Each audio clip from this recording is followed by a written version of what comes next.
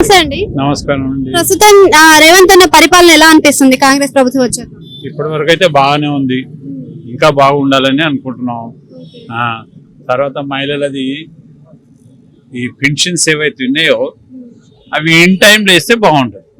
1 month ప్రభుత్వం రాకముందుకి మహిళలకు 2500 వేస్తామని చెప్పి హామీలు కూడా ఇచ్చాడు. మరి ఇప్పటి వరకు దాని మాట లేదు, ఊసే ఎత్తలేదు. కాబట్టి అటువంటి అన్ని జాగ్రత్తగా ముందుకు చేసుకుంటే ఫస్ట్ ప్రిఫరెన్స్ వీటికి ఇవ్వాలా. ఇచ్చి మహిళలది ఏంది అవి 2500 కానీ ఇవి కానీ ఆసరా పెన్షన్స్ పెంచుతా అన్నాడు 4000 అవి ఇవన్నీ చాలా ఉన్నాయి. ఇంకా ఇవన్నీ మీద దృష్టి పెట్టి అవి చేస్తే బాగానే ఉంటుంది.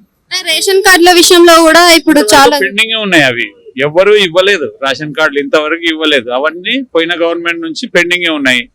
ఇప్పుడు కూడా అవి త్వరితగతిగా అందరికి రేషన్ కార్డులు ఇష్యూ చేసి వాళ్ళకి ఇవ్వాల్సిన బెనిఫిట్స్ ఇస్తే బాగుంటుంది. ప్రీవియస్ గవర్నమెంట్ తో కంపేర్ చేస్తే ఈ గవర్నమెంట్ లో మార్పు ఏమైనా వచ్చే అవకాశం ఉందంటారా?